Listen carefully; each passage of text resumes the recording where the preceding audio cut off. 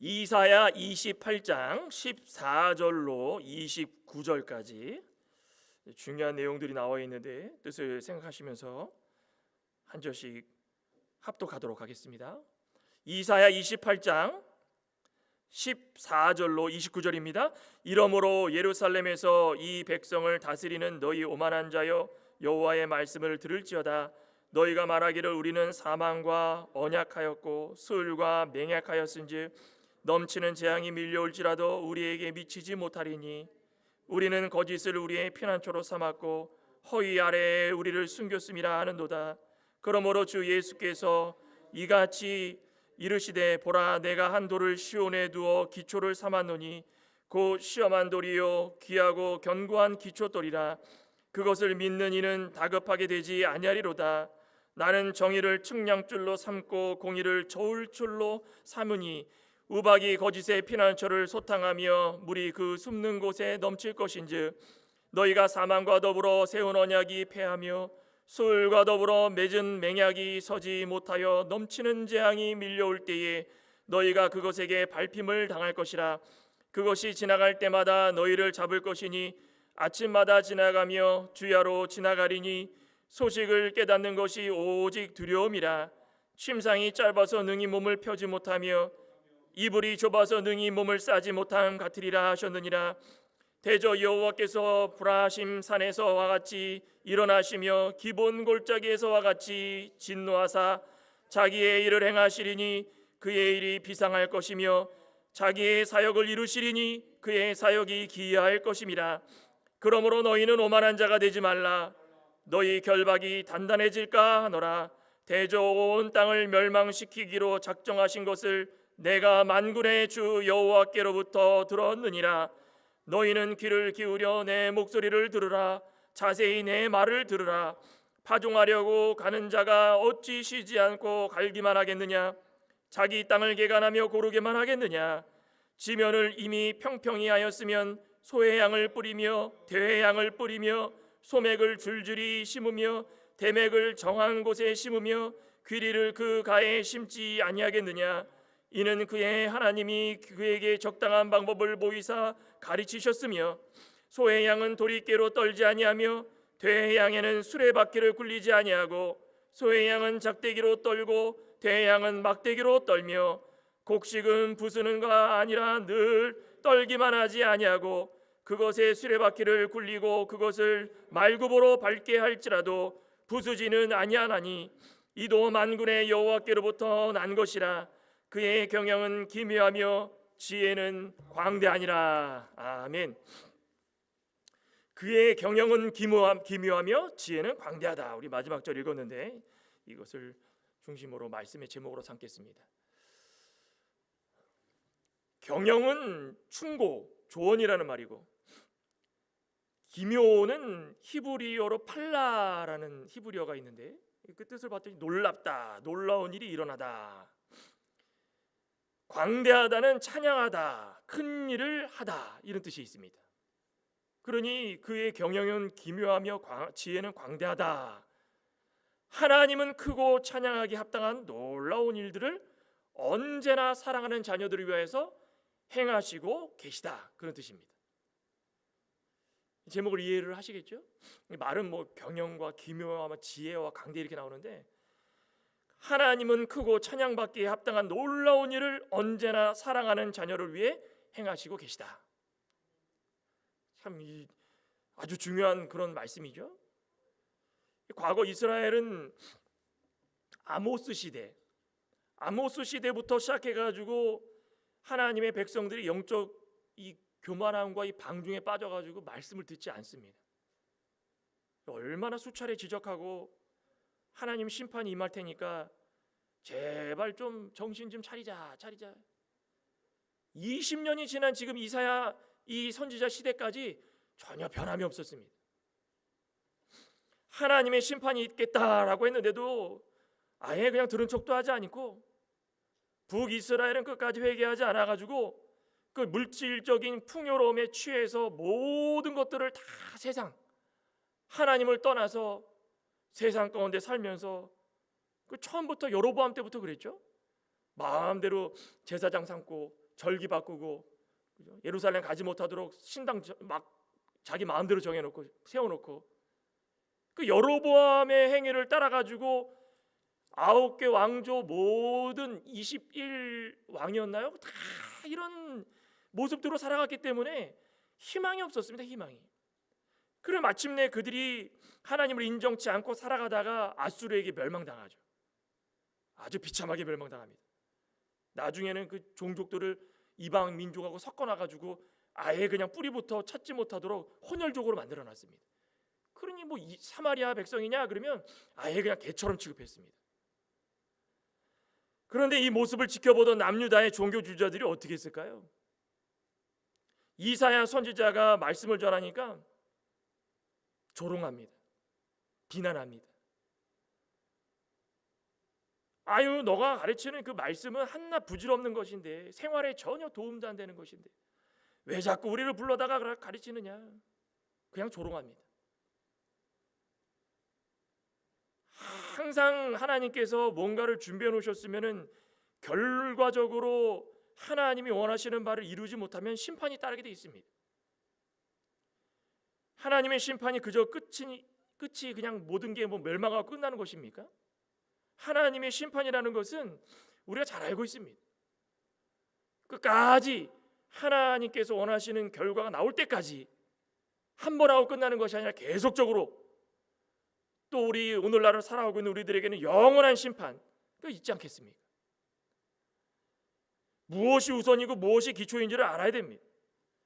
우리의 믿음을 경고케 하는 것이 무엇인지도 알아야 됩니다.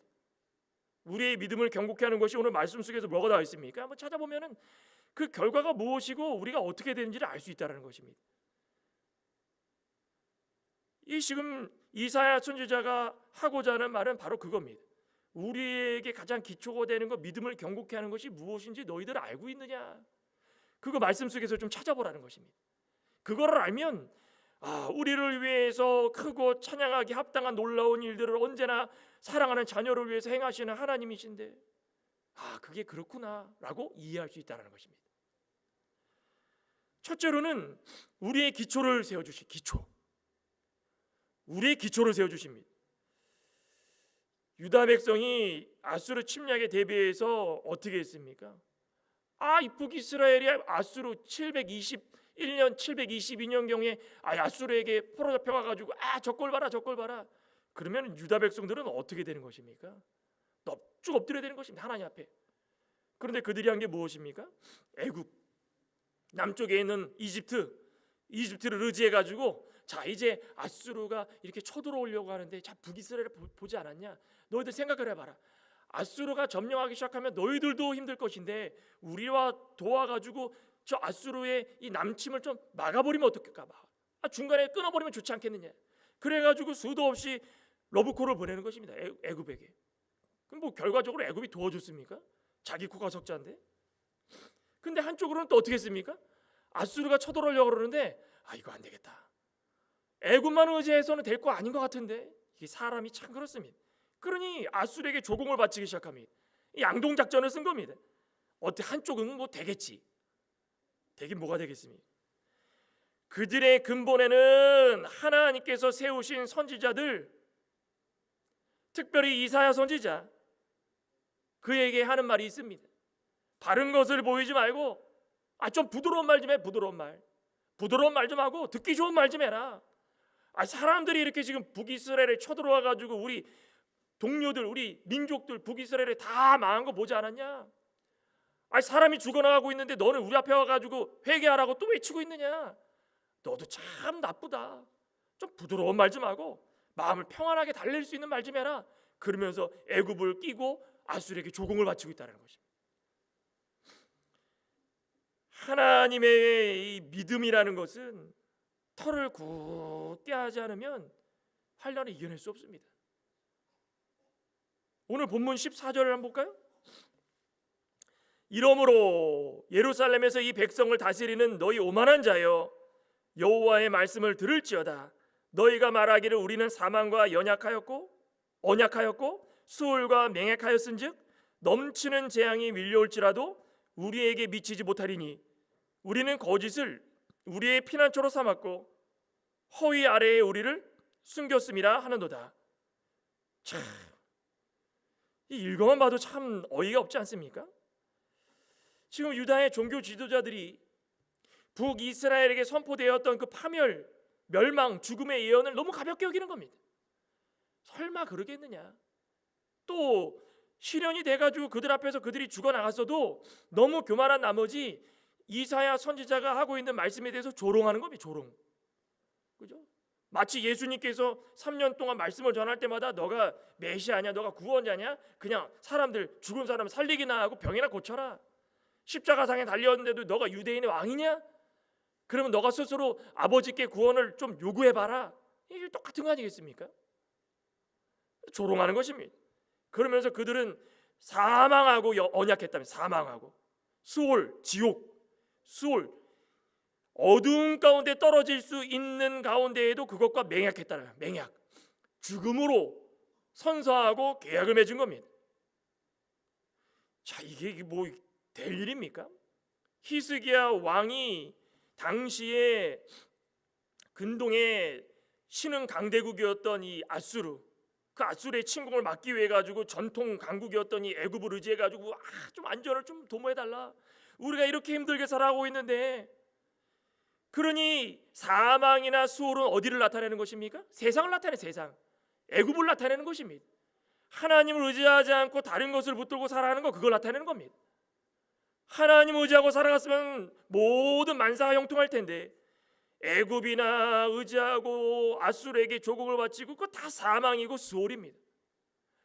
그거 눈앞에 있는데도 불구하고 그거 모르고 깨닫지 못하고 분별력 없이 거기가 나의 희망이고 거기가 나의 소망이다 언약 맺어가지고 살아가는 겁니다. 애굽을 의지해가지고 안전지대로 살아간다는 것입니다. 뭐 애굽은 뭐 유다를 돕기는커녕 뭐 아수르에 공격당해가지고 그냥 피하기 바빴는데 그 세상이 다 그렇습니다. 우리 이사야 30장 1절에 뭐라 그럽니까? 그 애굽에 대해서 나오죠. 이 세상을 의지한 자들은 다 이렇게 된다는 것입니다. 이 바로 뒤에 보면은 30장 1절에 여호와께서 이르시되 패역한 자식들은 화 있을진저 그들이 계교를 베푸나 나로 말미암지 아니하며 맹약을 맺으나 나의 영으로 말미암지 아니하고 죄의 죄를 더하도다. 지금 애굽을 말하는 것입니다. 히스기야 왕이 아우 애굽이 우리를 좀 도와주십시오. 곧 있으면 아수르가 쳐들어오는데 어떻게 해서든 좀 막아야 되겠습니다. 애굽이 아무리 개교 머리를 그냥 막 써가지고 가진 지식 다 동원해가지고 자신들이 어떻게 해보려고 해도 그 맹약을 맺어가지고 그들과 뭔가를 해보려고 해도 뭐가 더합니까? 죄를 더할 뿐이다. 그들이 바로의 세력 안에서 스스로 강하려 하며 애굽의 그늘에 피하려 하여 애굽으로 내려갔으되 나의 입에 묻지 아니하였도다. 그러므로 바로의 세력이 너희의 수치가 되며 애굽의 그늘에 피함이 너희의 수욕이 될 것이다. 애굽의 그늘 아래 피했다는 것입니다. 애굽이 우리쯤은 지켜줄 수 있을 것 같아. 그러니 애굽 밑에 가가지고 굽신굽신 거리면서 한쪽으로는 아수르에게 조공을 바치면서 양동작전을 쓰면서 우리는 살 길을 찾아야 돼. 하나님 외에 머리를 너무 많이 써, 너무 많이 써. 성경 말씀 외에 머리를 너무 많이 쓰는 겁니다. 애굽의 그늘이 그들을 지켜줍니까? 애굽이 세상이 세상은 성도의 그늘이 되어주지 못합니다. 세상은 상한 갈대와 같습니다. 겉으로는 멀쩡한 거 보이는 것 같지만 속을 딱 보면 다 썩어 문드러져서 필요 없는, 다 상하여가지고 아무 힘 쓸 수 없는 존재. 그런데 하나님께서 유다 백성들을 그렇게 사랑하셨는데, 사랑하시기 때문에 선지자를 보내주시고 말씀을 선포하도록 해주셨는데, 하나님 말씀은 들을 생각 안 하고 자신들의 온갖 방법은 다 동원해가지고 살 길을 찾아 가고 있다는 것입니다. 본문 16절에 뭐라 그럽니까? 그러므로 주 여호와께서 이같이 이르시되 보라 내가 한 돌을 시온에 두어 기초를 삼았노니 곧 시험한 돌이요 귀하고 견고한 기초돌이라. 그것을 믿는 이는 다급하게 되지 아니하리로다. 나는 정의를 측량줄로 삼고 공의를 저울줄로 삼으니 우박이 거짓의 피난처를 소탕하며 물이 그 숨는 곳에 넘칠 것인즉 보라 보라 이스라엘아 들으라. 하나님 말씀 보고 들으라는 겁니다. 지금 뭐하고 있느냐? 그럴 시간이 없다. 너희들이 그 시간에 하나님 말씀 듣고선 변화되었으면 얼마든지 변화될 수 있는데 지금 세상의 그늘 밑에 서가지고 아이고 곧 있으면 천둥이 지나가겠지, 곧 있으면은 허리케인이 지나가겠지. 지나가게 뭘 지나? 하나님의 뜻이 아닌데. 보라, 내가 시온에 한 돌을 놓으니 그것을 기초로 삼아라. 시험한 돌, 한 돌, 견고한 기초석, 다 무엇을 가리킵니까? 진리를 가리키는 진리. 여호와 하나님께서 주시는 말씀, 오늘날로 이야기하면 진리는 예수 그리스도입니다. 오직 변하지 않고 흔들리지 않는 그 예수 그리스도, 예수 그리스도를 기초 삼을 때 우리가 흔들리지 않는다는 것입니다. 세상의 모든 왕이든 똑똑한 사람이든 재벌이든 재벌 2세든 3세든 다 소용없습니다. 그것을 그늘 삼으면 망하게 되어 있다는 것입니다. 하지만 한 돌, 시험한 돌, 견고한 기초돌, 진리를 기초 삼아서 우리가 살아갈 때에 흔들리지 않고 하나님의 멸망의 그늘에서 벗어날 수 있다는 것입니다. 고린도전서 3장 10절에 그러죠. 사도 바울이 고린도 교회를 향하여서 이렇게 말씀합니다. 내게 주신 하나님의 은혜를 따라 내가 지혜로운 건축자와 같이 터를 닦아두매 다른 이가 그 위에 세우나 그러나 각각 어떻게 그 위에 세울까를 조심할지니라. 이 닦아둔 것 외에 능히 다른 터를 닦아둘 자가 없으니 이 터는 곧 예수 그리스도라. 우리의 기초는 예수 그리스도가 되어야 되는 것입니다. 이 진리가 무너지기 시작하고 진리 외에 다른 것을 붙들기 시작하면 애굽 세상을 붙들고 세상과 언약을 맺고 세상이 사망이고 수월이고 지옥불과 같은데도 그거 눈에 보이지 않는 것입니다. 당장 영적으로 눈이 어두워가지고 뜨지 못했는데 그 구별하지 못하고 사망이고 수월인데도 불구하고 거기다 언약을 맺고 맹약 맺어가지고 이것은 절대적으로 우리는 믿어야 될 대상이다. 그 그늘 밑에 가가지고 좋다 하고 있는 것입니다. 우리가 하나님을 진리로 우리 마음속에 굳건히 믿고 예수 그리스도를 진리로 우리의 기초돌로 삼으면 하나님께서 어떻게 해주신다고 했습니까?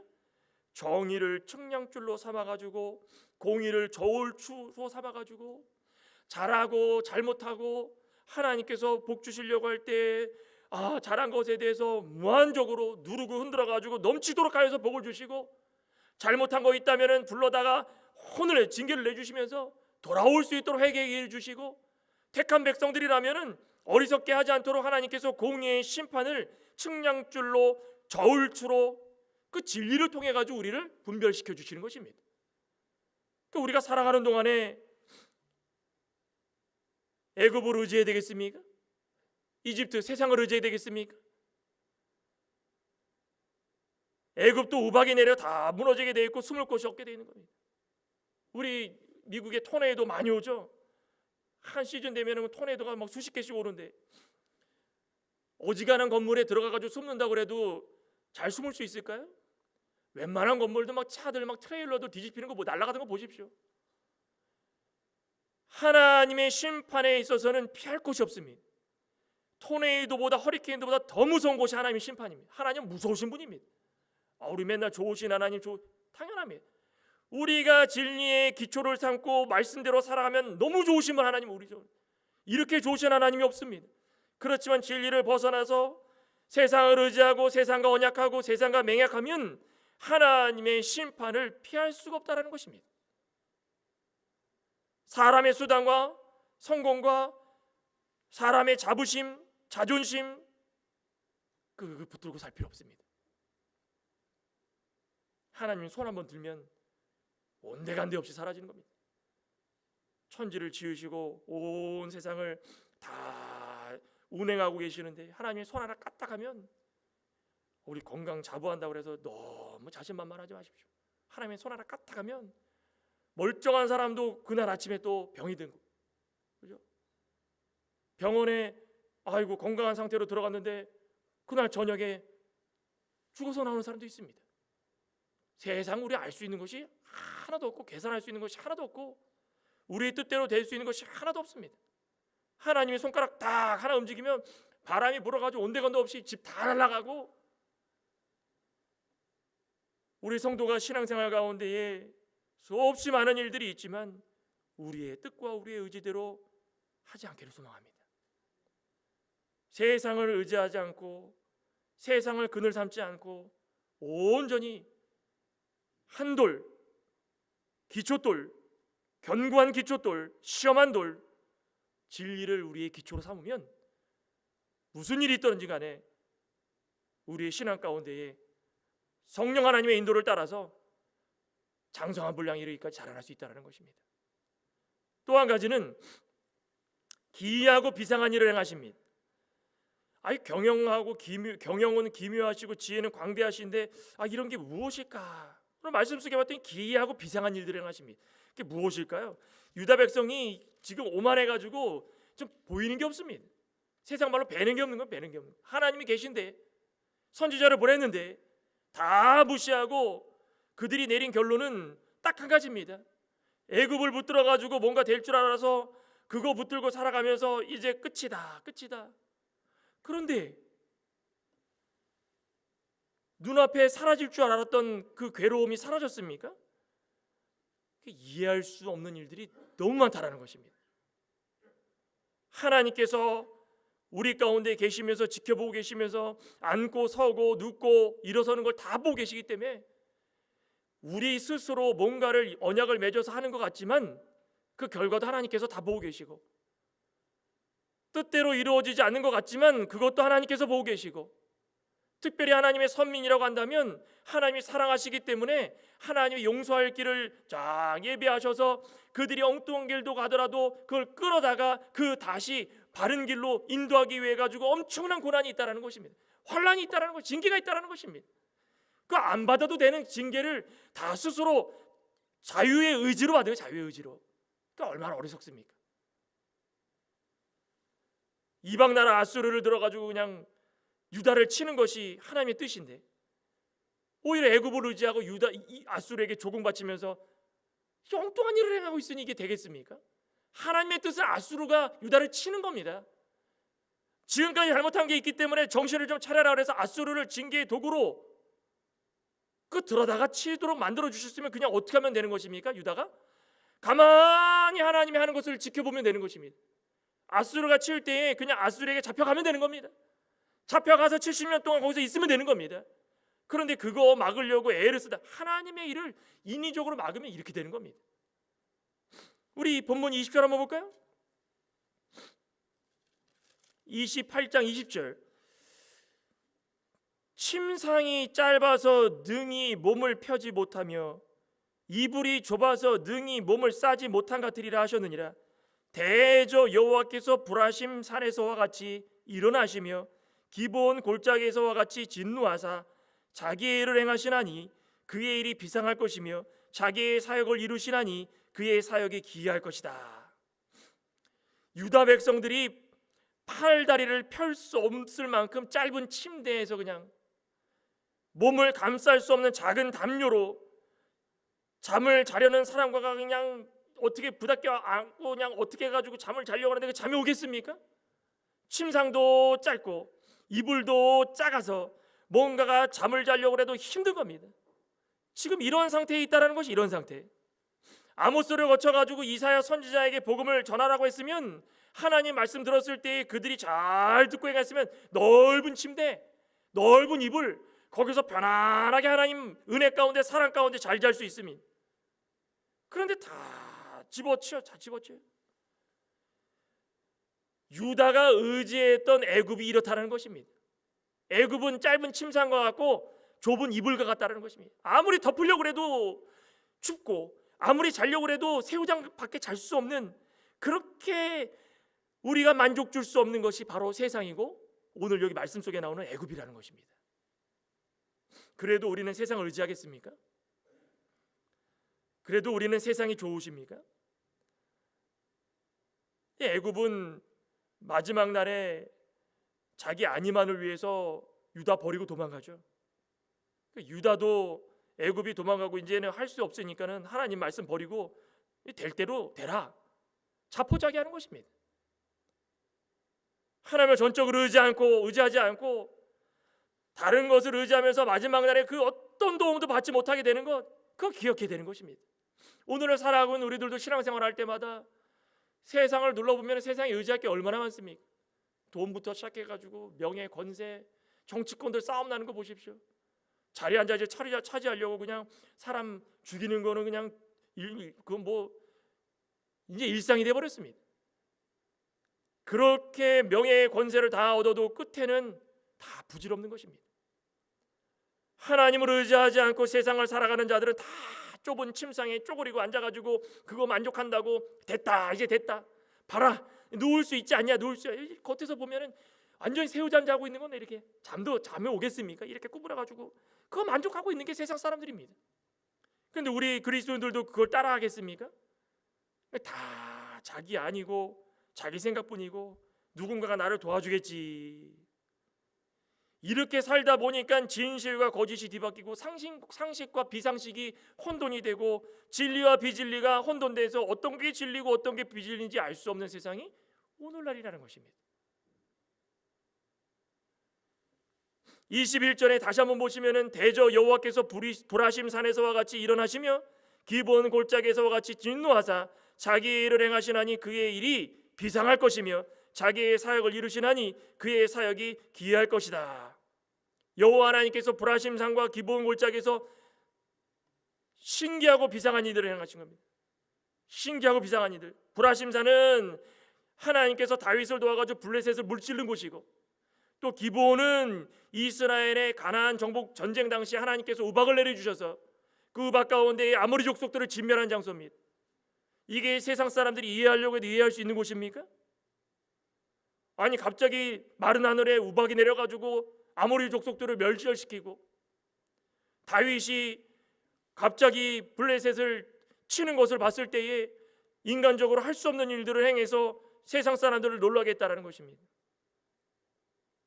하나님께서 이방 족속들을 물리치셨던 것처럼 사랑하는 하나님의 백성들 아브라함의 자손들 오늘 우리 살아가고 있는 우리 모든 족속들 우리 창광의 건속들 하나님이 사랑하셔서 우리 이 믿음 생활할 때마다 바로 블레셋을 무찌른 것처럼 이스라엘이 가나안 족속의 아모리 족속 물리친 것처럼 사랑하는 백성들 지켜주시고 유다 백성들처럼 좌우나 우르나 치우칠 때마다 다시금 불러서 그들을 통하여서 이해할 수 없는 과정 가운데에 다시금 제자리를 찾을 수 있도록 행해 주시는 그 역사를 보여주고 계시다는 것입니다.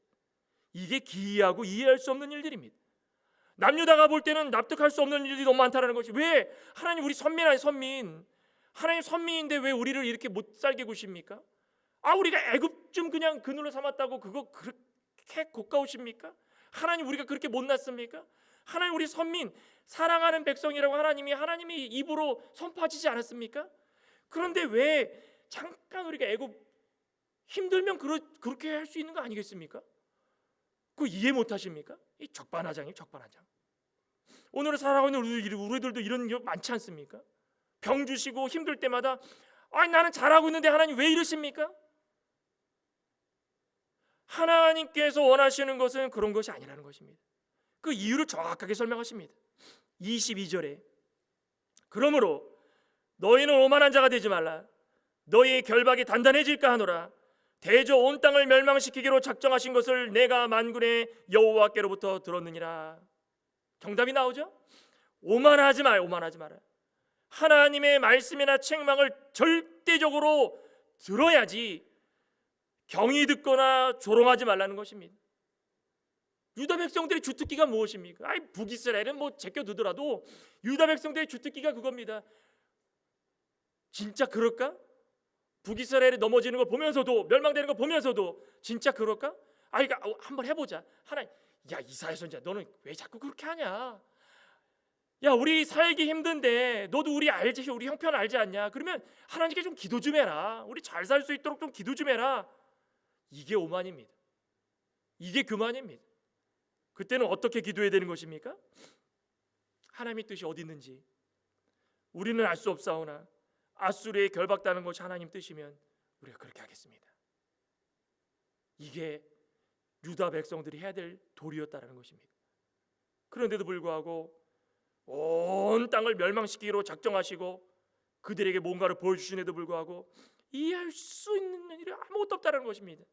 그러니 그 사람들이 볼 때는 하나님의 일이 너무 기이하고 또 하나님의 사역 참 이거 참 비상하다. 아니 어떻게 이렇게 되지? 왜 이렇게 지나가지? 우리 신앙생활 가운데서도 기이하고 비상한 일이 너무 많지 않습니까? 하나님의 구원 사역에 있어서는 더더욱 그런 것입니다.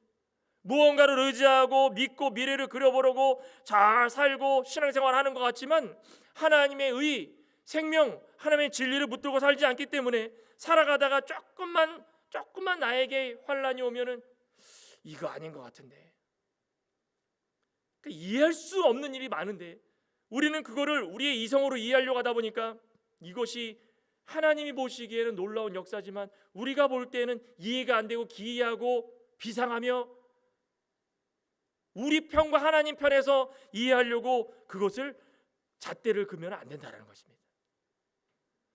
하나님은 분명하게 말씀합니다. 기이하고 비상한 일이 어떤 것이냐? 잘 한번 들어봐라. 그 후반절에 나오죠. 셋째로 바로 그겁니다. 각 사람마다 처한 환경에 따라 알맞는 방법으로 일하신다는 것입니다. 예수님께서도 이 세상에 오셔서 십자가상에 달려 돌아가시기 전까지 수많은 사람들을 만나봤지만 그 형편에 따라 다 다릅니다. 예수님을 만나는 사람들마다 그 형편에 따라서 다른 말씀을 전해주시고 다른 이적과 기사를 행했습니다. 그런데 오늘 말씀도 똑같습니다. 이해할 수 없는 일이 일어나지. 망연자실하지 말아라. 포기하지 말아라. 유다를 향하여 가지고 하나님이 농부의 비유를 들어서 이해를 시킵니다. 자, 생각해보자. 농부가 곡식을 추수하기 위해 가지고 과정이라는 게 필요하다. 봄에 땅을 일궈가지고 씨를 뿌려가지고 다 심으면 자, 비 오고 시간이 지나서 가을이 되었어. 가을이 되면 그 햇빛을 쫙 받은 곡식들이 주렁주렁 잘 자라가지고 열매 맺는 거야. 이런 과정이 필요한 거다. 하나님의 구원 역사도 과정이 필요하다는 과정이. 그냥 하루아침에 믿음 좋네 복 받아라, 믿음 약하네 저리 가라, 이거 아니라 하나님이 다 지켜보시면서 결실을 맺는 과정 가운데 기묘하고 기이하고 비상한 일들을 행하시면서 우리의 지혜로 이해할 수 없는 일들을 너무 많이 행하신다. 오늘 23절에 그러죠. 너희는 귀를 기울이라. 중요한 겁니다. 들으라. 내 목소리를 들으라. 자세히 내 말을 들으라. 3번 반복합니다. 하나님의 말씀을 한 번 듣고 끝나는 것이 아닙니다. 귀를 기울여야 되고 하나님의 목소리를 청종해야 되고 그리고 하나님이 하시는 말씀 가운데에서 하나님이 어떤 말씀을 하는지 자세히 들어야 되는 것입니다. 파종하려고 가는 자가 어찌 쉬지 않고 갈기만 하겠느냐? 자기 땅을 개간하며 고르기만 하겠느냐? 지면을 이미 평평히 하였으면 소양을 뿌리며 대양을 뿌리며 소맥을 줄줄이 심으며 대맥을 정한 곳에 심으며 귀리를 그 가에 심지 아니하겠느냐? 이는 그의 하나님이 그에게 적당한 방법을 보이사 가르치셨으며 소의 양은 도리깨로 대의 양은 수레바퀴로 소의 양은 작은 막대기로 대의 양은 큰 막대기로 떨지 않겠느냐? 곡식은 부수는가 아니라 늘 떨기만 하지 아니하고 그것에 수레바퀴를 굴리고 그것을 말발굽으로 밟게 할지라도 부서지지는 아니하리라. 농사 지으신 분들은 어느 정도 이해를 하시겠죠? 제가 알고 있는 분도 이 농사에 관심 있으신 분이 있어가지고 도시에서 생활하시다가 귀농하셨습니다. 근데 귀농하셨는데 첫 해에 뭐 엉망이었습니다. 뭐 농사도 못 짓고 이거 풀도 잘 멜지도 몰라가지고 그냥 이게 곡식이 뭐고 풀이 뭔지 그냥 다 사람 키만큼 자라가지고. 근데 둘째, 셋째 계속 해가 지나다 보니까 배우고 공부하다 보니까 그 과정을 한 겁니다. 언제는 김을 메고 언제는 다 곡식을 자라면은 뭔가가 다 묶어줘야 되고 뭐 해야 되고. 농사도 계속 배워야지 그러지 않으면 안 됩니다. 소의 양의 열매는 작아가지고 쉽게 떨어집니다. 그러면 큰 막대기로 써야 됩니까? 작은 막대기로 써야 됩니까? 작은 막대기로 당연한 거 아니겠습니까? 대양은 억새입니다. 큰 막대기로 써야 되겠습니까? 작은 막대기로 써야 되겠습니까? 큰 막대기로 써야 되는 겁니다. 사람이 믿음의 정도가 있고 도리가 있고 하나님께서 보시기에 깊이가 다릅니다. 아이고 창광교회 누구 장로님 누구 권사님 누구 집사님 내가 봤더니 잘하는 것 같지만은 믿음의 깊이가 조금 옅다 너무 깊지가 못하다. 그러면 그때는 소의 양으로 다 탁탁 치시는 겁니다. 아, 이 사람 믿음이 너무 좋은데, 아, 내가 대회양을 쳐가지고 그냥 한 번쯤은 혼을 내도 되겠구나. 그 대회양을 치시고, 하나님이 각기 다른 방법대로 다 하시는 것입니다. 수레바퀴를 구를 때도 있고 말발굽으로 밟을 때도 있고, 언젠가는 부서질까 염려되시면은 천천히, 아니면 이 사람들은 좀 밟아도 된다 그러면은 강하게 하는, 강하게. 우리 가운데 믿음의 사람들 가운데 그런 분들 많죠. 나는 믿음이 약한 것 같은데 하나님 왜 이렇게 시험이 많습니까? 그건 우리의 판단이고, 하나님 보시기에는 그 정도 충분히 견딜 수 있다. 각각 다른 방법대로 하나님께서 몽둥이를 들어가지고 치시는 겁니다. 칠 때마다 하나님이 원하시는 대로 뚝뚝뚝뚝뚝 떨어져서 결실 맺은 곡식들을 다 얻는 겁니다. 세상 일도 똑같죠. 우리 예전에 줄임말이 유행할 때, 요즘에는 뭐 청소년들이 줄임말 쓰는 거 말고, 예전 줄임말 쓸 때 아더매치 아십니까? 아더매치? 웃으시는 거 보니까는 딱 나오시죠. 안 익었고, 더럽고, 메스껍고, 치사하고, 얼마나 이런 일들이 많습니까? 그죠? 우리 주위에 신앙생활 할 때도 교회 안에는 없겠습니까? 그런데 주위에서 이런 일들이 너무 많이 일어나도 힘든 일이 생기면은 하나님을 더 의지하라고 하나님께서 그냥 대회양으로 치시고 계시고, 대회양으로 주기를 우리 가운데 몰아주고 계시는 것입니다. 우리 믿음의 자라남을 더 좋게 하기 위해서, 추수하기 위해서. 아더매치한 일이 있더라도 어떻게 하셔야 됩니까? 하나님 왜 이럽니까? 나는 선민인데, 난 하나님 사랑하시는 자인데, 나는 복받은 자인데 해도 너무합니다. 이게 아니라 하나님이 치시는 대로 참 기이하고 비상하다. 하나님이 나를 얼마나 더 사랑해 주시려고 이렇게 하시는가? 지혜를 구해야 되는 것입니다. 지혜를. 사람마다 처한 환경에 따라서 가장 알맞은 방법대로 하나님께서 주시는 것입니다. 힘드십니까? 설교 듣기가 힘드십니까? 하나님이 치실 때 바로 서시기 바랍니다. 그 열매 맺습니다. 열매 맺을 때에 그 열매가 얼마나 아름다운지 한번 경험해 보시기를 간절히 소망합니다. 기도하시겠습니다. 하나님 감사합니다. 하나님이 하시는 일은 참 기묘하고 우리 이성으로 이해할 수 없는 일들을 너무 많이 행하시고 계시는데, 우리는 그런데도 불구하고 하나님께 의지하지 않고 오히려 우리의 뜻대로, 우리의 지혜대로 세상을 그늘 삼아서 만족을 얻으려고 하고 하나님을 멀리하려고 할 때가 너무나도 많이 있다는 것입니다. 우리는 예수님의 죽으심과 부활로 인하여서 구원받은 자인데도 불구하고, 하나님의 사랑하는 백성들인데도 불구하고 왜 세상을 더 의지하고 또 이렇게 살아가는지 우리는 참 어리석은 것을 다시 한번 깨닫습니다. 진리를 기초돌로 삼게 해주시옵소서. 우리 가운데 흔들리지 않는 진리가 있어서 하나님의 하시는 일을 이해할 수 있게 해주시옵소서. 우리의 믿음이 얼마나 되는지 모르겠지만 대왕으로 치실 때, 소양으로 치실 때마다 쓰러지거나 낙심하거나 절망하지 않고 잘 견뎌서 하나님이 원하시는 믿음의 분량을 잘 만들어갈 수 있는 우리 신실하고 거룩한 성도가 될 수 있도록 하여 주시옵소서. 예수님의 이름으로 기도드리옵나이다. 아멘.